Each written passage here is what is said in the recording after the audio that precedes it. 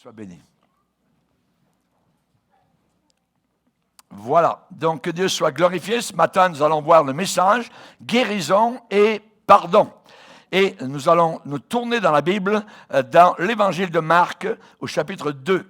Évangile de Marc, chapitre 2, nous allons lire à partir du premier verset, ce qui est arrivé un jour à Capernaum. Marc, chapitre 2, verset 1er. Marc, chapitre 2, verset 1er. Quelques jours après, Jésus revint à Capernaum. On apprit qu'il était à la maison. Et il se rassembla un si grand nombre de personnes que l'espace devant la porte ne pouvait plus les contenir. Il leur annonçait la parole. Des gens vinrent à lui, amenant un paralytique porté par 4 hommes. Comme ils ne pouvaient l'aborder, arriver jusqu'à Jésus, à cause de la foule, ils découvrirent le toit, donc ils ont défait le toit de la maison où il était. Et ils descendirent par cette ouverture le lit sur lequel le paralytique était couché. Jésus, voyant leur foi, dit au paralytique, « Mon enfant, tes péchés sont pardonnés. » Il y avait là quelques scribes qui étaient assis et qui se disaient au-dedans d'eux, « Comment cet homme parle-t-il ainsi? Il blasphème. Qui peut pardonner les péchés si ce n'est Dieu seul? » Jésus, ayant aussitôt connu par son esprit ce qu'ils pensaient au-dedans d'eux, leur dit, « Pourquoi avez-vous de telles pensées dans vos cœurs? Lequel est le plus facile? De dire au paralytique, « Tes péchés sont pardonnés » ou de dire, « Lève-toi, prends ton lit, marche » ? Or, afin que vous sachiez que le Fils de l'homme a sur la terre le pouvoir, l'autorité de pardonner les péchés, je te l'ordonne, dit-il au paralytique, lève-toi, prends ton lit et va dans ta maison. Et à l'instant, il se leva, prit son lit et sortit en présence de tout le monde. Et j'imagine, vous avez tous les yeux écarquillés.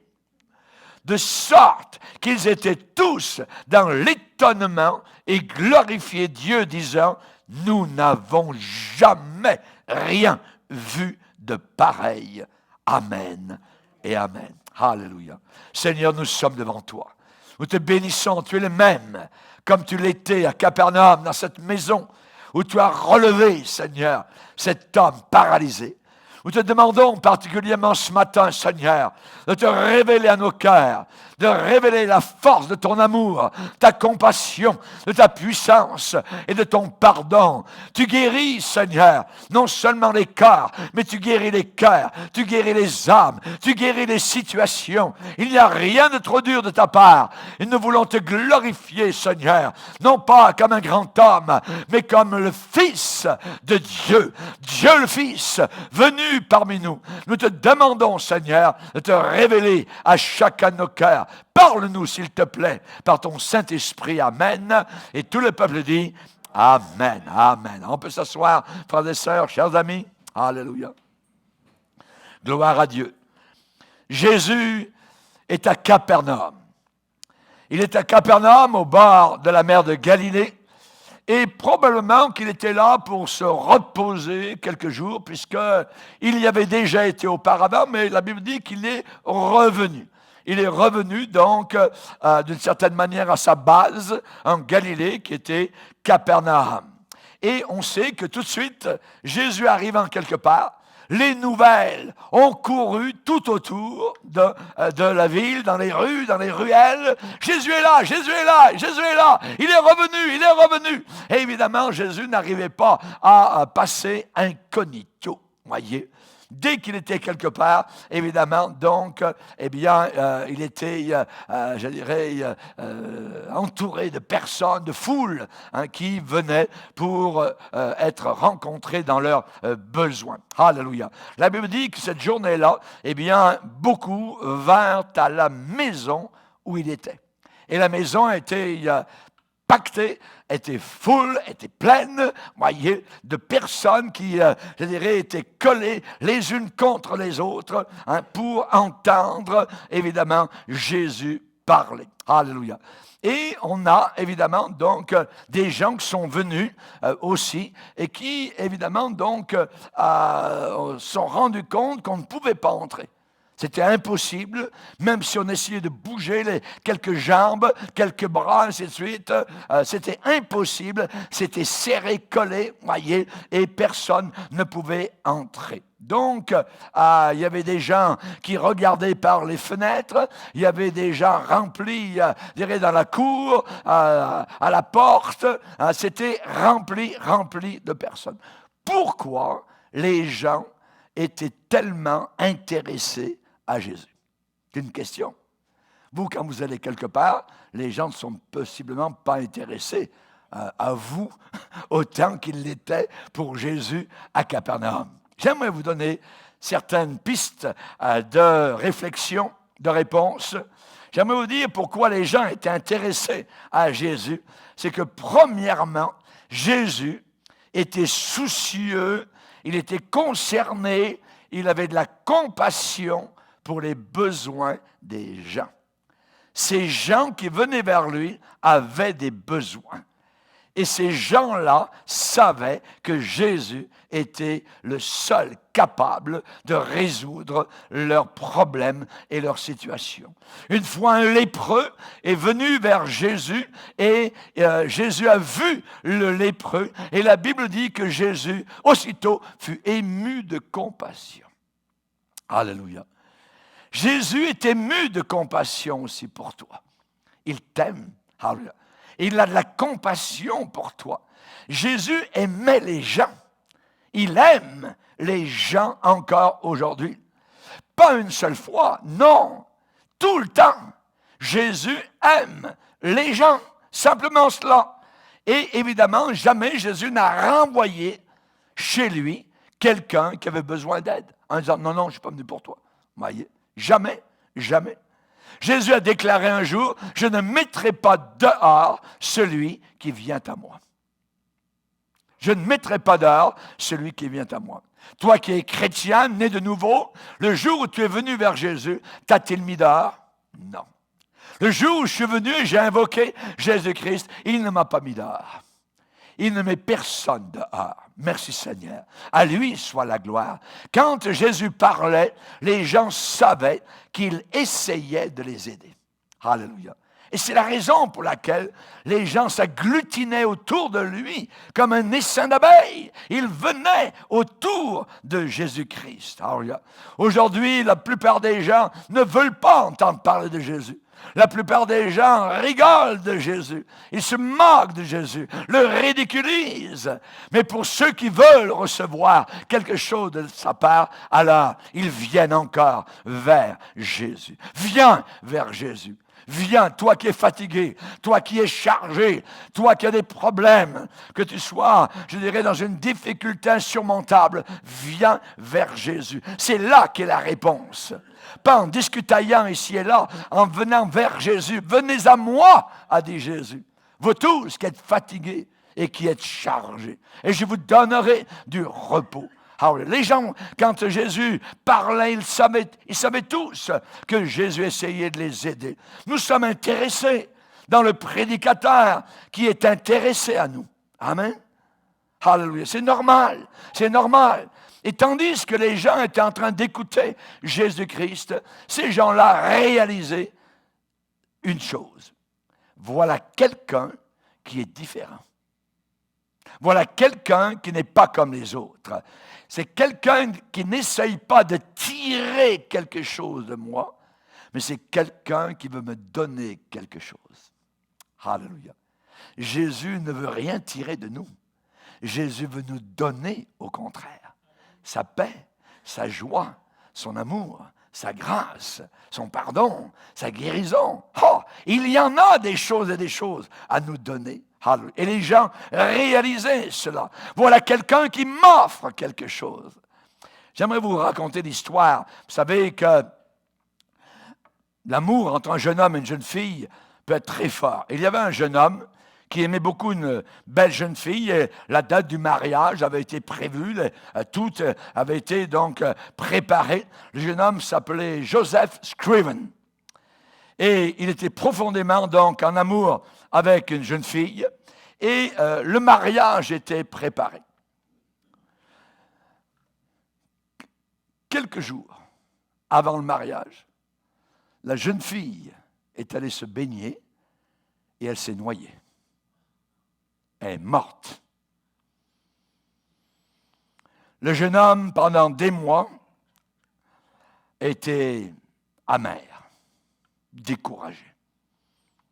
Par cette expérience, cependant, il a appris à connaître celui qui console, celui qui réconforte les cœurs.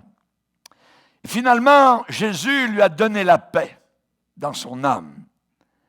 Et un beau jour, Joseph Scriven a pris son crayon et il a écrit sur son bureau « Quel ami fidèle et tendre nous avons en Jésus-Christ. Toujours prêt à nous comprendre quand nous sommes en souci. Disons-lui toutes nos craintes, ouvrons-lui tout notre cœur. Bientôt, ces paroles saintes nous rendront le vrai bonheur. »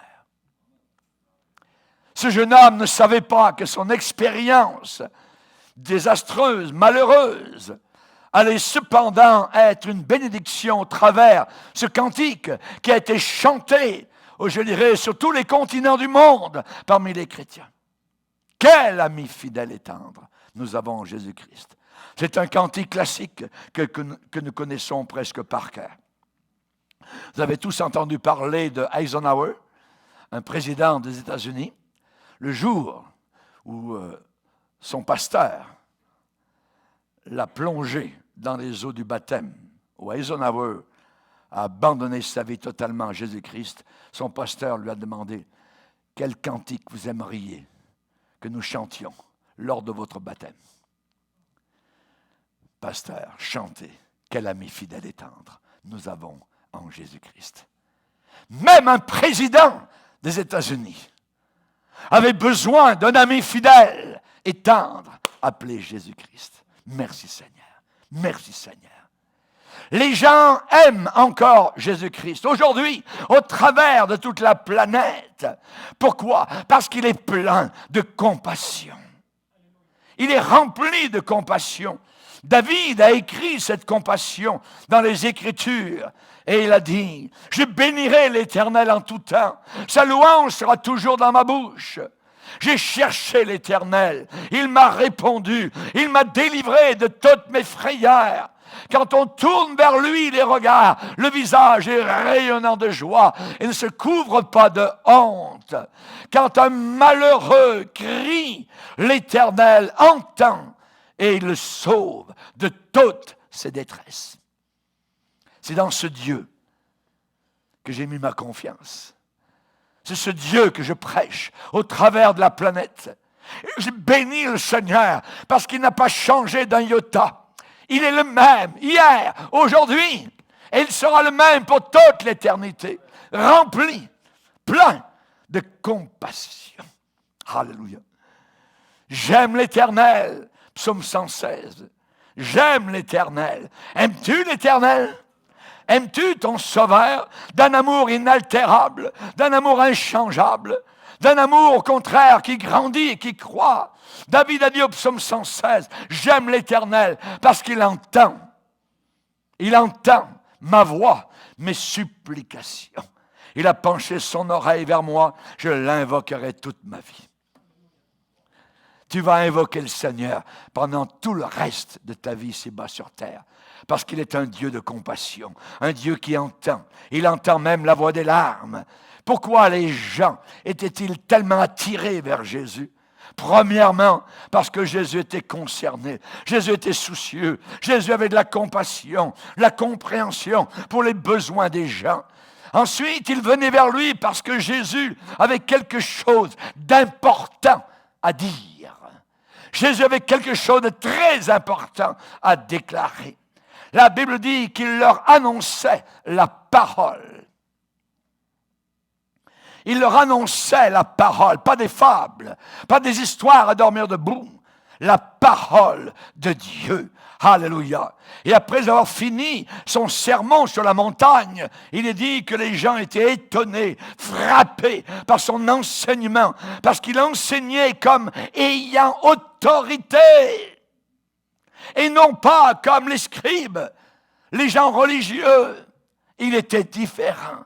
Il avait quelque chose d'important à déclarer. Jésus avait les réponses aux problèmes des hommes. Et il les a encore aujourd'hui, au 21e siècle.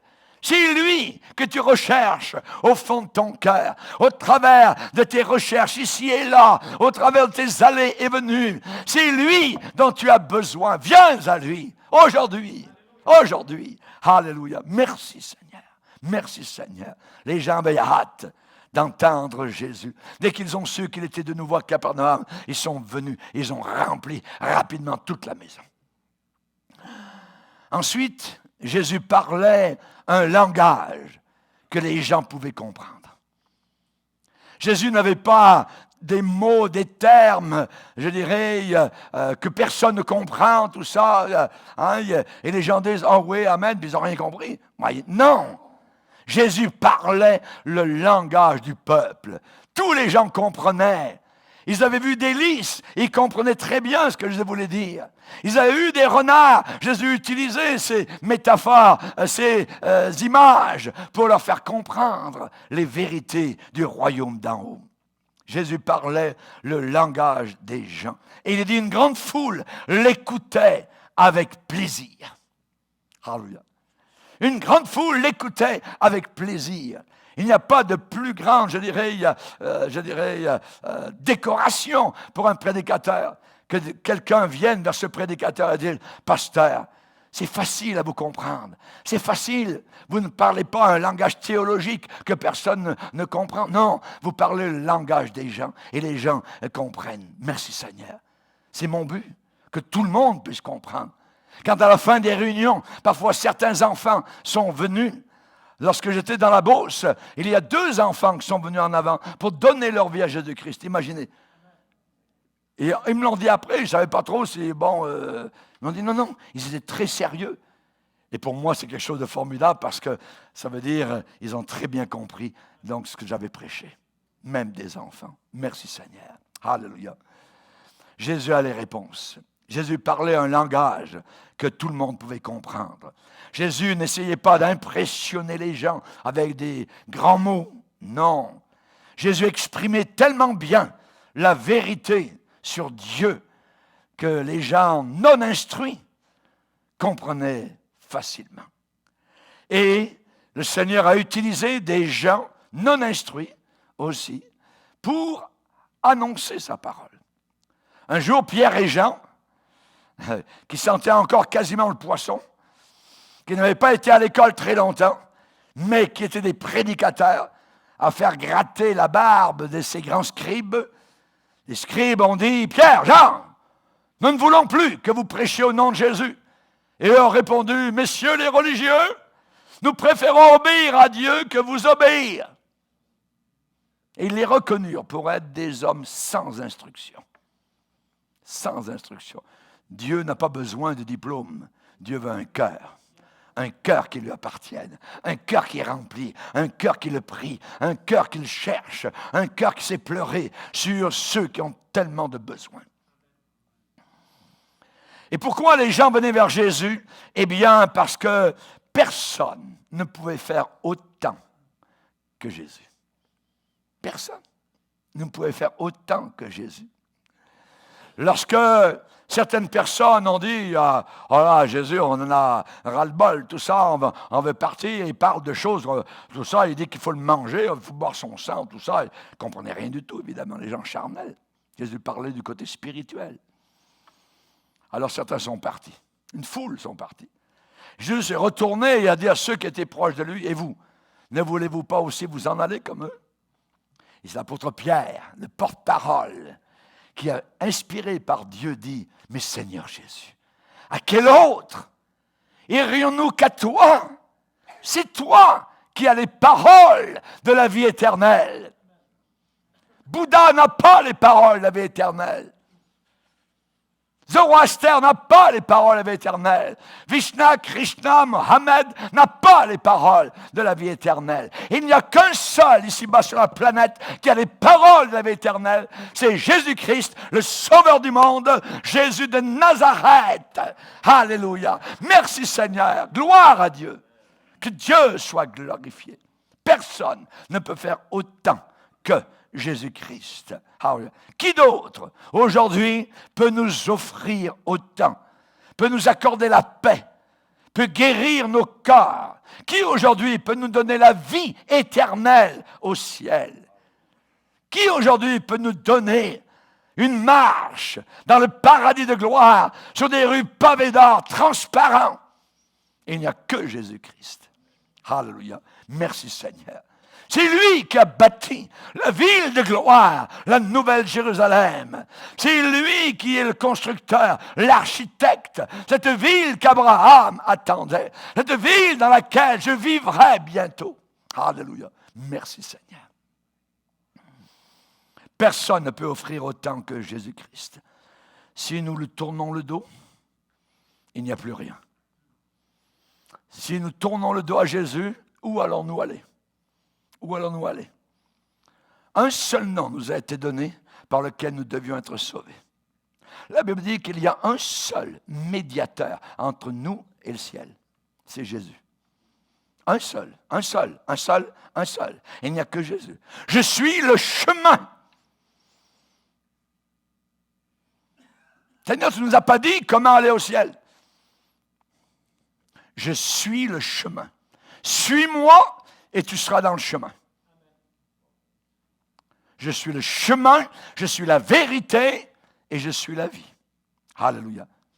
Nul, personne ne vient au Père, à Dieu le Père, le Dieu Tout-Puissant, le Dieu El Shaddai, le Dieu d'Abraham, d'Isaac et de Jacob, que par moi. Que par moi. C'est qui moi? Jésus. Juste par lui. Il n'y a que lui. C'est très restrictif, c'est très étroit, mais c'est la vérité. Alléluia. Merci Seigneur. Nul ne vient au Père que par moi. On n'est pas surpris de lire dans la Bible qu'à Capernaum, les gens se marchaient sur les pieds pour entendre Jésus. Alléluia. Pas surpris de voir qu'aujourd'hui, là, on peut encore trouver Jésus-Christ. On peut le trouver. Là où 2 ou 3 sont réunis en mon nom. Pas pour boire de la bière, pas pour festoyer, pas pour du rock, pour moi, pour entendre ma parole. Alors je suis au milieu. Je suis là. Il y a des lieux d'église aujourd'hui où Jésus n'est même pas là. L'église de Laodicée, ils l'ont mis dehors. L'église de la fin des temps va le mettre dehors. L'église apostate l'a mis dehors, ne veut pas de Jésus. Ne veut pas de Jésus parce que Jésus est contre le péché. Jésus est contre l'erreur. Jésus est contre les faux prophètes. Jésus est contre les démons. Il a dit, le diable n'a rien en moi. Rien. On n'est pas surpris d'avoir, évidemment, qu'encore aujourd'hui on peut le trouver. Et là où on peut le trouver, les gens vont se précipiter. Les gens vont venir. Ils vont venir là où ils se trouvent. Voyez? Dans Marc 1er chapitre, verset 45, il est parlé que les gens venaient de partout pour écouter Jésus. Il est dit, et l'on venait à lui de toutes parts. Et l'on venait à lui de toutes parts. Marc 1, 45. Alléluia.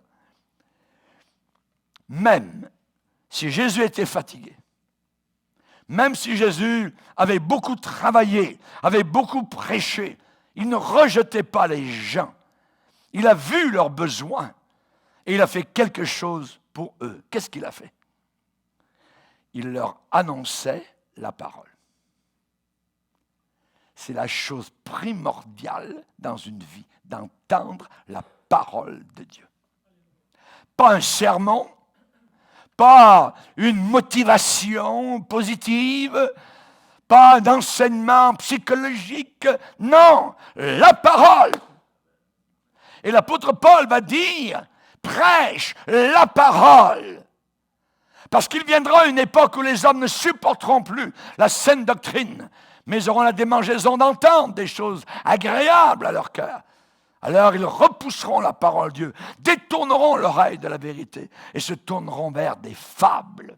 Toi, Timothée, prédicateur de l'Évangile, prêche la parole. Jésus leur prêchait la parole. Les gens venaient écouter la parole. Et c'est ce dont notre génération, notre pays, notre Occident, l'Afrique, l'Asie a besoin, le Moyen-Orient a besoin de la parole de Dieu. Les gens se précipitaient pour venir vers Jésus-Christ. Il leur annonçait, il leur prêchait la parole. Certaines personnes pensent aujourd'hui que la prédication ne peut pas les aider. Il y a des gens qui disent, non, ce n'est pas un prédicateur qu'on a besoin. Et pourtant, c'est ça dont cette génération a besoin, la prédication. Certaines personnes refusent totalement d'écouter la prédication de la parole de Dieu. Il y en a certains qui veulent des miracles. Tout ce qu'ils veulent, c'est ça. D'autres veulent la sagesse, la psychologie. Nous prêchons Christ.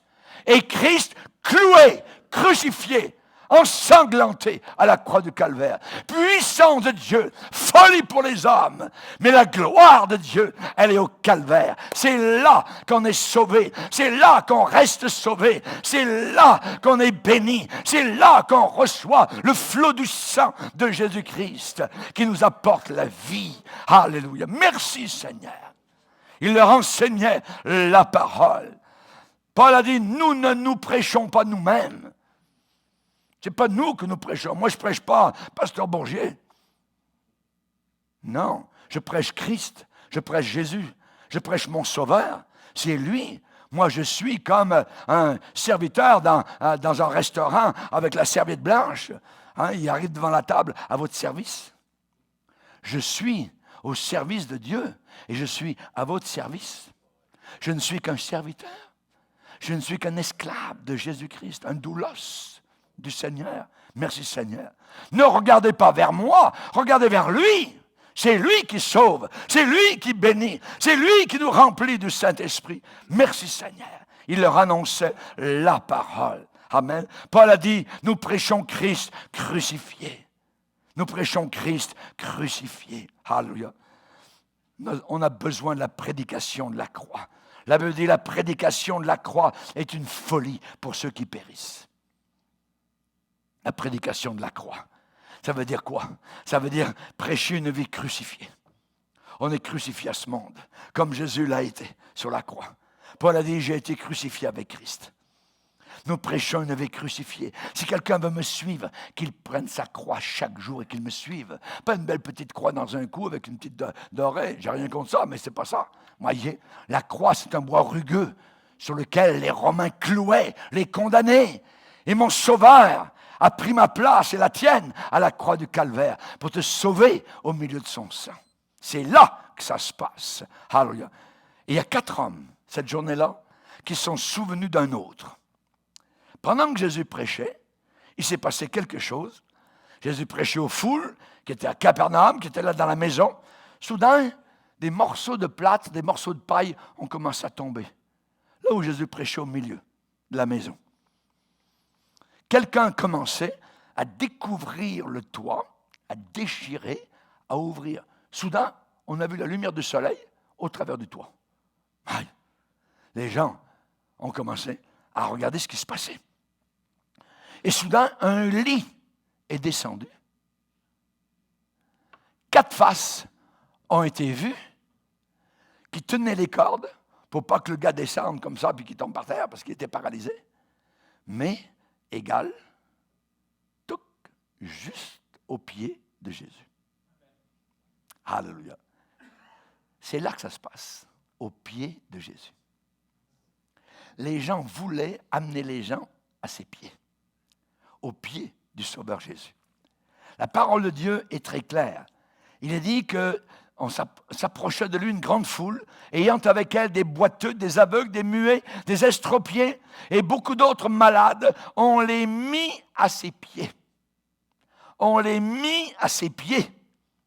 Et il les guérit. Alléluia. Alléluia. Et il les guérit. On les mit à ses pieds. Avant d'être guéri, il faut que tu sois au pied de Jésus. Es-tu au pied de Jésus?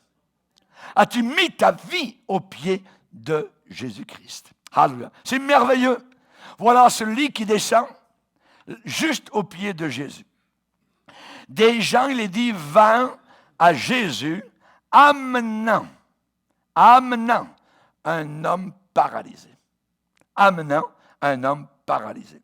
Quand les nouvelles ont couru en ville que Jésus était là, était revenu en ville, alors les gens ont couru d'un côté et d'autre pour évidemment dire Jésus est là, Jésus est là, Jésus est là, Jésus est là. Tout d'un coup, choc, toute la maison où se trouvait était remplie. On appelle ça le téléphone arabe, vous voyez. Il n'y avait pas le téléphone à cette époque-là, mais il savait comment rassembler une foule, vous voyez, assez facilement. Et à Capernaum, il y avait un homme, une personne qui était paralysée. Elle était paralysée. La plupart des gens ont oublié cette personne-là et il y a 4 hommes qui ne l'ont pas oublié.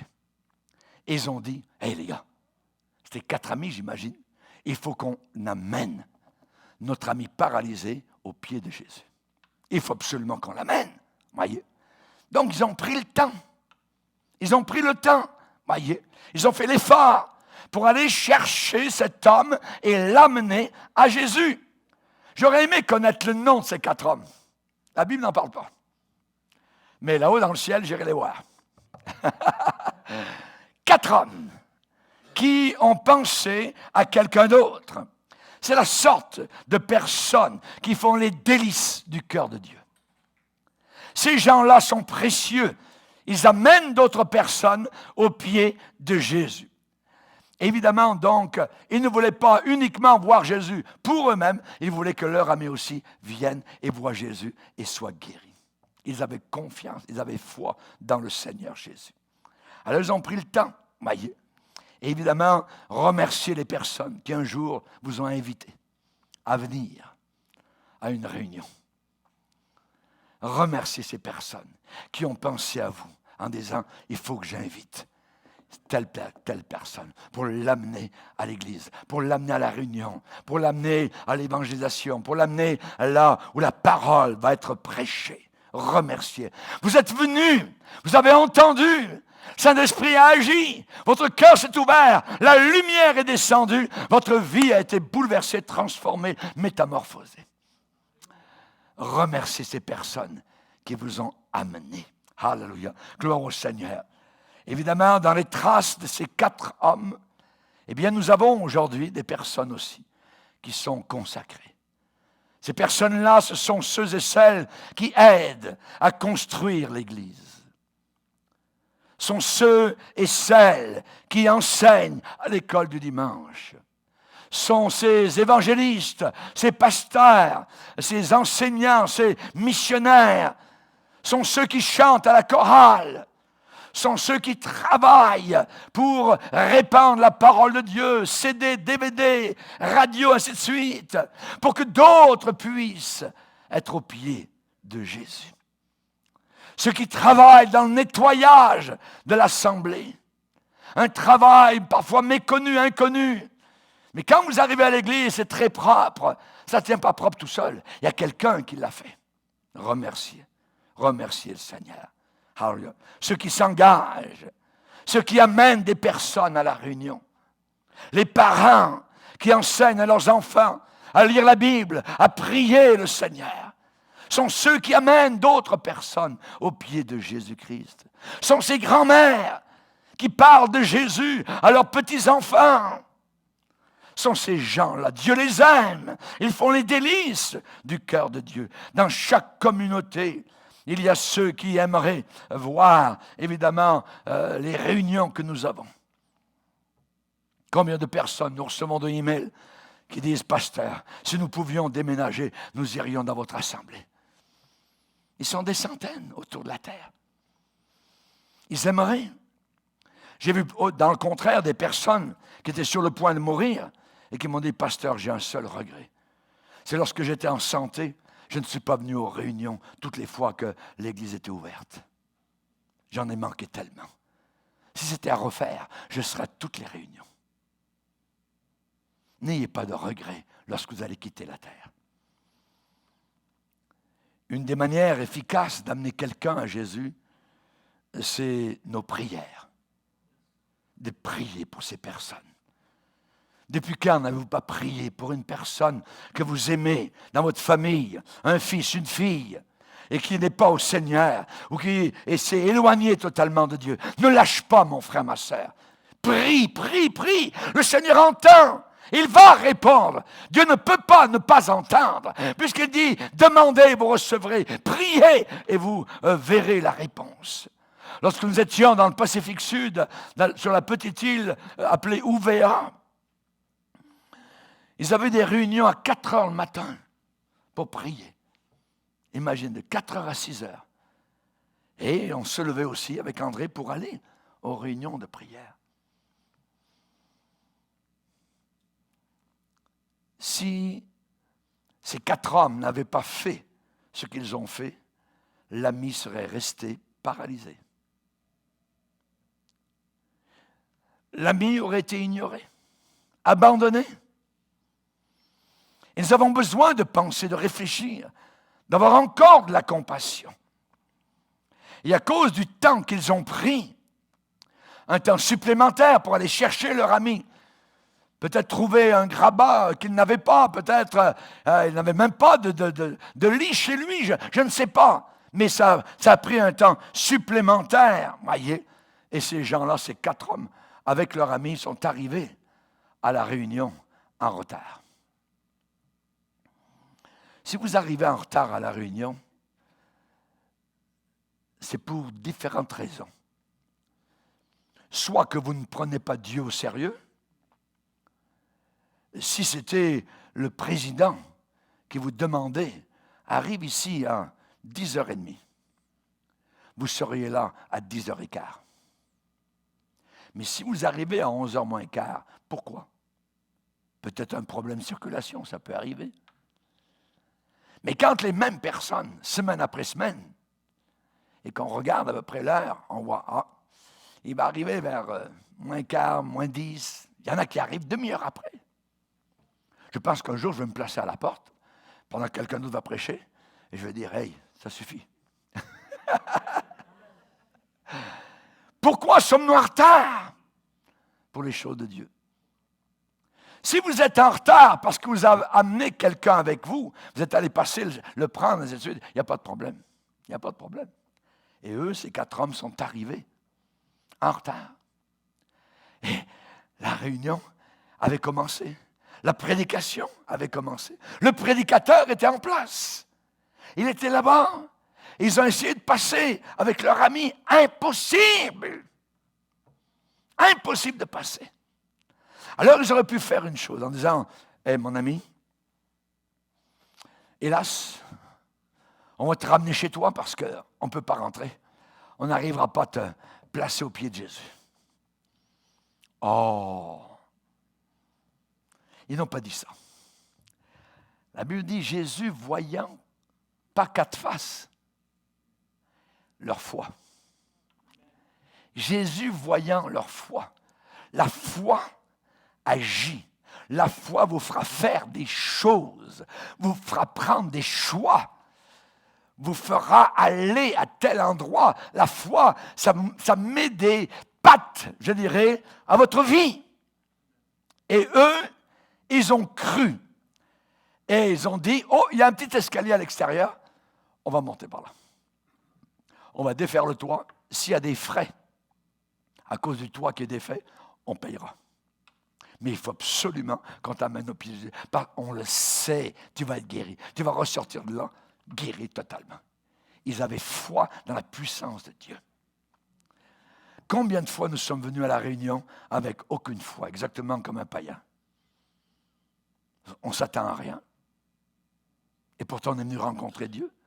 On est venu entendre la parole de Dieu. Mais on ne s'attend à rien. Et on ne reçoit rien. Mais si vous attendez au Seigneur, alors vous recevrez de la part du Seigneur. Parce que Dieu ne déçoit pas celui qui vient avec foi. Quand la femme est venue avec la perte de sang, elle a dit, si seulement je peux toucher le bord de son vêtement, je serai guérie. Elle l'a été. Ces 4 hommes ont dit, cher ami, t'en fais pas, on ne peut pas passer au travers de la foule, c'est compact, c'est serré, c'est impossible. Mais on va passer par l'extérieur, monter par le petit escalier extérieur et on va essayer d'arriver au milieu où se trouve Jésus en bas. Tout ça, ils n'avaient pas de GPS, mais ils savaient à peu près où était Jésus. Et donc, ils ont commencé à défaire le toit. En haut, ils ont défait le toit, tout ça. Ils ont peut-être salué un peu Jésus, mais Jésus devait sourire. Il a vu toute l'affaire, voyez. Et évidemment, donc, tout d'un coup, le paralytique s'est trouvé au pied de Jésus. Au pied du Seigneur. Alléluia. Merci Seigneur. Que Dieu soit béni. J'aimerais vous dire, continuez à prier.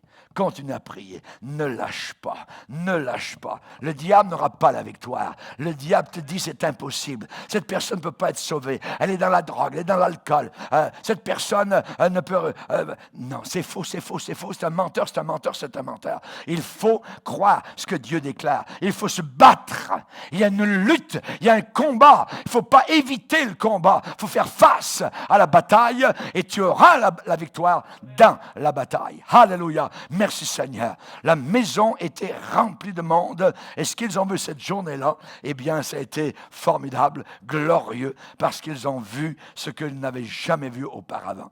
D'autres auraient dit, c'est pas la peine, voyez, ils seraient retournés, voyez, mais ces gens-là ont dit, non. On va utiliser notre ingéniosité, notre persévérance. Alors, il y a toujours un moyen. Si on le trouve, on va passer au travers. On va monter sur le toit. On va faire un trou. Et notre ami va se trouver directement là, au pied de Jésus. On aura passé par-dessus les empêchements, par-dessus la foule. Alléluia. Gloire au Seigneur. Si quelqu'un d'autre l'a fait, je veux le faire. Je me rappelle toujours un bon pasteur du Québec, pasteur Fortin, qui a travaillé avec les Indiens dans le Nord. Je me rappelle, lorsque j'ai visité dans ces derniers jours, il était dialysé. Et je me rappelle, il m'a dit, Raymond, tu sais, moi, quand j'ai travaillé avec les Indiens, j'allais les rencontrer dans les réserves, dans les bois, sur leurs tentes, tout ça. Et je me disais une chose, là où un Indien passe, je passe. Alléluia. Là où un Indien passe, je passe. Alléluia. La vie chrétienne, il faut l'envisager comme cela. Si tu veux recevoir quelque chose de la part du Seigneur. Amen. Alléluia. Gloire au Seigneur. Un autre prédicateur peut-être aurait été dérangé. Oh oui, possible. Mais pas Jésus. Pas Jésus. Jésus a réalisé que les gens étaient très, très importants. Même s'il parlait à de grandes foules, Jésus voyait le besoin individuel. Ce matin, vous êtes nombreux parmi nous, mais Jésus te voit comme si tu étais la seule personne dans tout l'auditoire. Jésus est intéressé à la personne. Dieu n'a pas affaire avec nous en groupe. Non, un par un, un par un. Il nous connaît. Il s'est arrêté sous l'arbre à Jéricho. Hey, Zachée, descends de l'arbre. Il le connaissait par son nom. Imaginez, Dieu soit comme un coup au cœur. Il me connaît. Zachée, il te connaît par ton prénom. Il te connaît dans ton intimité. Il connaît le problème. Il connaît la difficulté. Il connaît l'incompréhension que tu subis. Alléluia. Tu n'es pas un numéro aux yeux du Seigneur. Tu as des cartes avec tous des numéros. Tu as des NIP, tu as toutes sortes de codes, ainsi de suite. Mais aux yeux de Dieu, tu n'es pas quelqu'un de codé. C'est toi, ta personne. Il sait d'où tu viens. Il sait où tu habites. Il sait ce que tu vis. Il a entendu tout tes cris. Il entend ces larmes silencieuses qui tombent sur tes joues la nuit. Il voit, il connaît.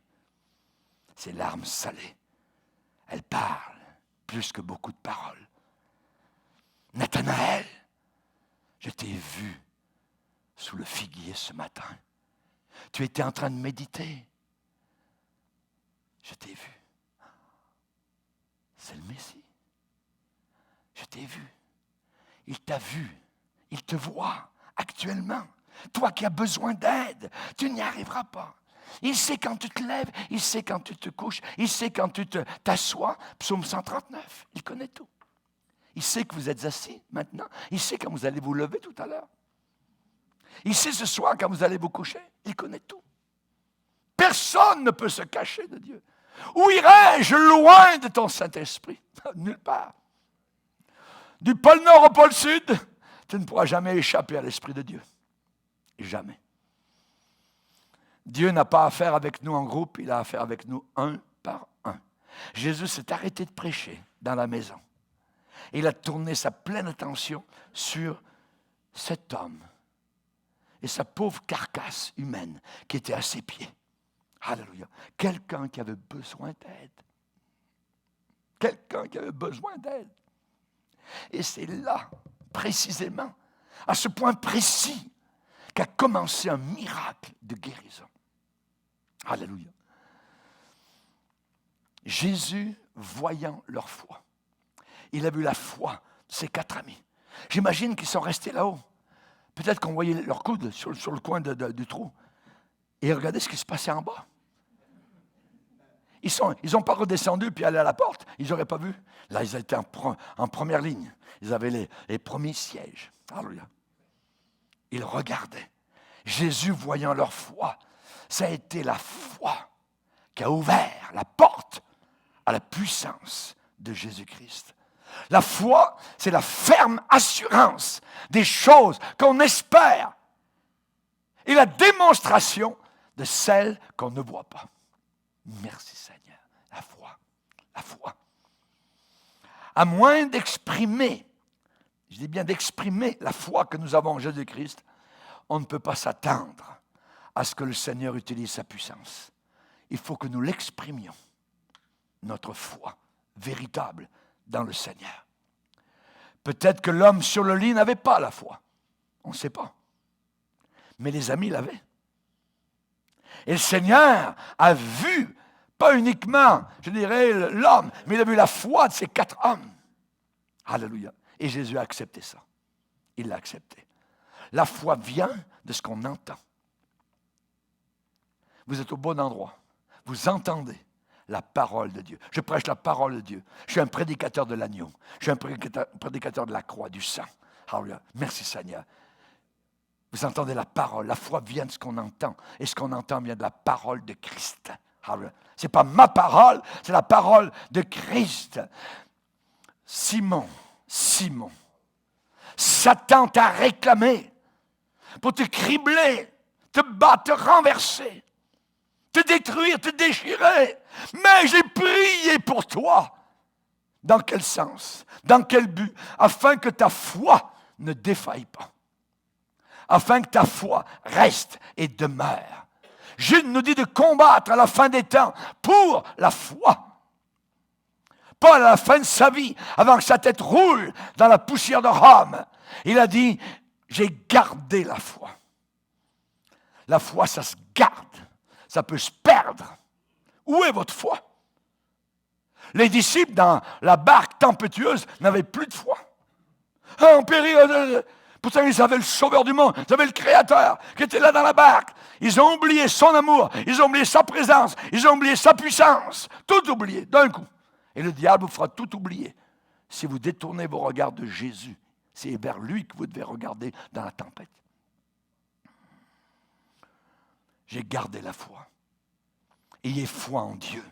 Il y a beaucoup de demeures dans la maison de mon Père. Ayez foi, croyez. C'est vrai. Alléluia. Merci Seigneur. Gens de peu de foi. Mais quand je reviendrai, trouverai-je la foi sur la terre? Un jour, Jésus a parlé à une femme. Il lui dit, femme, ta foi est grande. Ce que le Seigneur cherche, c'est la foi dans nos cœurs? Est-ce que nous croyons en lui? Est-ce que nous vivons pour lui? C'est une question. Où est votre foi? Lorsque les disciples d'Emmaüs ont retourné de Jérusalem jusque vers Emmaüs, ils traînaient les pieds dans la terre, la poussière. L'étranger arrive. « Hey les gars, vous avez l'air tellement triste. De quoi parlez-vous? Quel est votre sujet de conversation? Que soyez si triste. Vous avez l'air totalement défait. Tu sais pas ce qui est arrivé à Jérusalem? Toute la ville le sait, toute la région. Cet homme Jésus, on pensait que ce serait lui qui... mais ça fait 3 jours, la belle histoire est terminée, le tombeau est fermé, tout ça. Il y a bien quelques femmes qui nous ont raconté des balivernes, mais parfois nous sommes tristes comme ça. Pourquoi? Parce que Jésus n'est pas ressuscité pour nous. Il est ressuscité. Il marchait à côté d'eux. Ils ne l'ont pas reconnu. Et vous savez comment Jésus les a encouragés? Premièrement, il leur a dit « Ô homme, dont le cœur est lent à croire, tout ce que la Bible enseigne. Ne fallait-il pas que le Fils de l'homme souffre? La Bible, elle doit se réaliser, elle doit s'accomplir. Porte tes regards dans les Écritures. Toujours dans les Écritures. » Jésus leur a prêché la parole pour les encourager. C'est la parole qui va t'encourager. Et toujours une Bible à poste dans ton salon, dans ta chambre. Ce n'est pas uniquement de prendre des pilules, ainsi de suite, pour essayer de faire passer le mal. Lis la parole. La parole a un pouvoir. La parole a une puissance. La parole a une guérison. Le Seigneur leur envoya sa parole et il les a guéris. C'est la parole. Mais il y a une bataille, il y a un combat. La Bible, on la pose et on ouvre autre chose. La TV, qu'est-ce qu'ils disent à TVA? Qu'est-ce qu'ils disent Mais non, tu devrais continuer. Tu devrais continuer à lire, à méditer. Alléluia. À chercher la face de Dieu. Alléluia. Et Abraham se tint encore dans la présence de l'Éternel. Se tint encore, se tint encore. Se tenir encore, après la réunion, se tenir encore dans la présence du Seigneur. Alors le Seigneur parle à cet homme et il va lui dire, lève-toi et marche. Non. Tes péchés. Jésus parle à un homme paralysé, un misérable, et il lui parle de péché. Tes péchés sont pardonnés. Prends courage. Prends courage. Comment prenons-nous courage? Quand nous savons que tous nos péchés sont tous effacés, sont tous pardonnés. Alléluia. Le problème du péché. Nous avons tous péché. Et Jésus n'est pas venu pour condamner. Dieu, en effet, n'a pas envoyé son Fils dans le monde pour nous condamner, mais pour nous sauver. Pour nous sauver. La femme adultère aux pieds de Jésus. Je ne te condamne pas. Va et ne pêche plus. Je ne te condamne pas. La religion voulait la condamner. La religion voulait la voir morte, voulait la voir aller en enfer. La religion voulait totalement sa destruction. Heureusement qu'elle est tombée entre les mains de Jésus. David a dit, oh, que je ne tombe pas entre les mains des hommes, mais que je tombe entre les mains de Dieu, car ses compassions sont immenses. Alléluia. Il n'est pas venu pour sauver des justes, il est venu pour sauver des pécheurs. Et la première chose que j'ai dit à cet homme, tes péchés. Oh, mes péchés. Il le savait aussi. Il le savait dans son cœur. Vous le savez quand vous péchez. Le moniteur s'allume. La lumière rouge. Vous voyez très bien quand vous conduisez la voiture, feu rouge. Oh, on arrête. C'est pareil avec le péché. Il y a un feu rouge qui s'allume. Avant que le feu rouge s'allume, il y a un feu jaune. Mais si vous passez sur le feu jaune, le rouge s'allume. C'est le Saint-Esprit qui vous dit non, non. Quelle que soit notre condition, la cause du problème, quand nous venons à Jésus-Christ, Jésus sera toujours un sauveur amical. Un sauveur amical, encourageant.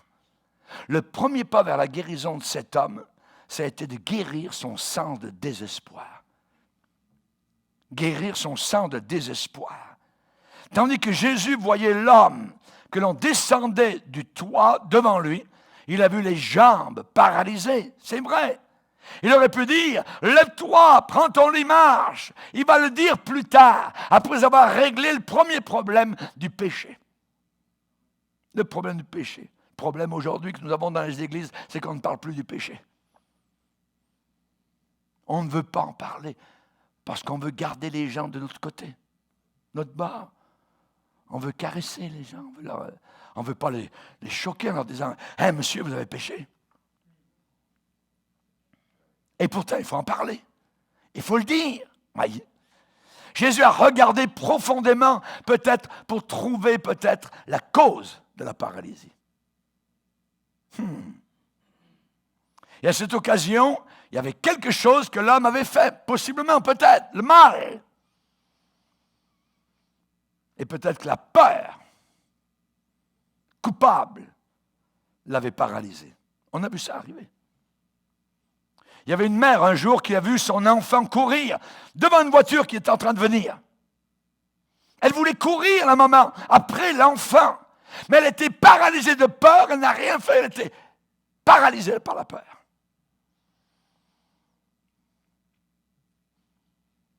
La peur est capable de vous paralyser. Vous ne ferez rien. Par peur. Peut-être que cet homme voyait le terrible jugement de Dieu sur lui. Il avait honte. Il avait une conscience coupable. Mais la Bible dit, écoute bien, si notre cœur nous condamne, Dieu est plus grand que notre cœur. Merci Seigneur. Merci Seigneur. Dieu est plus grand que ton cœur qui te condamne. Parce que Dieu veut te pardonner. Jusqu'à l'extrémité.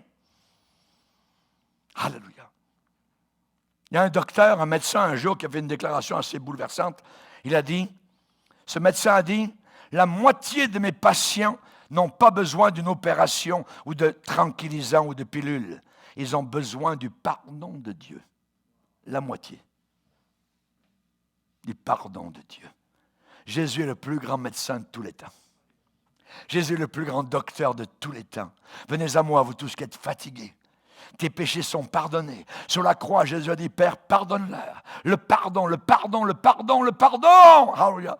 Si vos péchés sont comme le cramoisi, ils deviendront blancs comme la neige. Alléluia. Par ses meurtrissures, vous avez été guéris. Si nous avouons, nous confessons nos péchés, il est fidèle et juste pour nous les pardonner. Merci Seigneur. Quand moi-même j'ai vécu cela, j'ai dit, mais je vis pour ça. Un agent d'assurance va essayer de venir à votre maison, vous vanter l'assurance, tout ça, c'est merveilleux ça. Mais moi, comme prédicateur, j'ai quelque chose de bien mieux que ça. Vous n'avez rien à payer. Et le Seigneur vous donne le pardon de tous vos péchés, vous donne une place au ciel, vous donne la joie dans votre cœur, vous donne une vie totalement neuve et nouvelle. Alléluia. C'est formidable. J'ai dit, moi, je donne ma vie pour ça. À 21 ans, je me suis engagé pour Jésus-Christ. J'ai dit, c'est formidable. Il y a rien tout autour de la terre, il n'y a rien de mieux. J'avais déjà fait le tour de la terre à cette époque-là, imaginez. Je n'avais rien trouvé. Mais quand j'ai trouvé Jésus, j'ai tout trouvé. Gloire à Dieu. Gloire au Seigneur. Alléluia. Merci Seigneur. Tes péchés sont pardonnés. Prends ton lit maintenant. Lève-toi. Et Jésus lui a dit, je te l'ordonne. Quand Jésus ordonne, il a ordonné à la terre de venir, elle est venue tchouk la boule. Quand il ordonne à un paralytique de se lever, il se lève. Quand Jésus a ordonné à Lazare de sortir du tombeau, le mort est sorti. Merci Seigneur. Je te l'ordonne. À l'instant, il se leva, prit son lit, sortit en présence de tout le monde. Tous étaient bouche bée, les yeux sortis des sockets. Alléluia, littéralement. Alléluia. Et il disait, on n'a jamais rien vu de semblable. Jamais rien vu de semblable. Jésus change les circonstances de notre vie. C'est ce que le monde a besoin de voir aujourd'hui. Le pardon de Dieu, une vie nouvelle. Il l'offre encore à des millions de personnes autour de la planète Terre, à ceux qui désirent, ceux qui veulent. Alléluia. Jésus enlève le fardeau, ce fardeau de culpabilité. Il l'enlève totalement. Psaume 81, j'ai déchargé son épaule du fardeau. Ses mains ont lâché la corbeille de l'esclave. Tu as crié dans la détresse et je t'ai délivré et je t'ai répondu. Nous n'avons jamais rien vu, quelque chose de semblable. Il n'y a rien de semblable à Jésus. Accroche-toi de tout ton cœur à Jésus-Christ. Amen. On va se lever devant le Seigneur.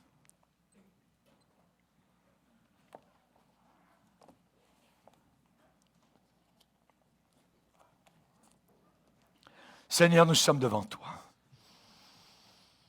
Comme le paralytique était devant toi, à Capernaum, dans la maison, avec le toit ouvert, et 4 visages qui regardaient, 4 personnes qui avaient la foi. Seigneur, tu vois ceux et celles qui ont entendu ce message, ceux qui nous regardent au travers de la planète. Te demande, Seigneur, s'il te plaît, de te révéler dans ton amour, ta compassion, ta grâce incommensurable, inimaginable, ineffable. Veuille, Seigneur Jésus, par le Saint-Esprit, toucher nos malades. Toucher, Seigneur Jésus, ceux qui ont tellement besoin de ton secours, ceux qui se sentent tellement seuls, abandonnés, repoussés, rejetés, disqualifiés. Mais toi, Seigneur, tu aimes ces gens.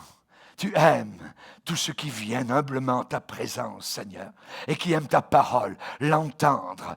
Je te demande, s'il te plaît, de te révéler dans ta puissance d'amour, de miséricorde. Merci de pardonner encore aujourd'hui. Merci encore de soulager, de décharger le fardeau de culpabilité qui pèse sur certains. Nous allons prier, frères et sœurs, maintenant une prière devant le Seigneur, et j'aimerais que vous puissiez répéter après moi, de tout votre cœur, cette courte prière. Seigneur Jésus, je viens devant toi. Je suis à tes pieds.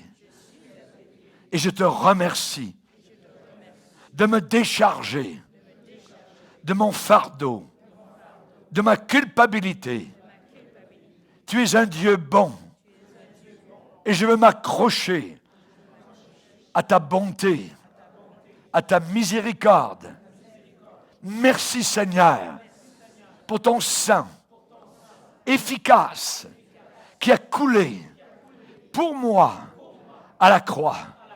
Merci Seigneur de me relever, de me guérir, de me pardonner.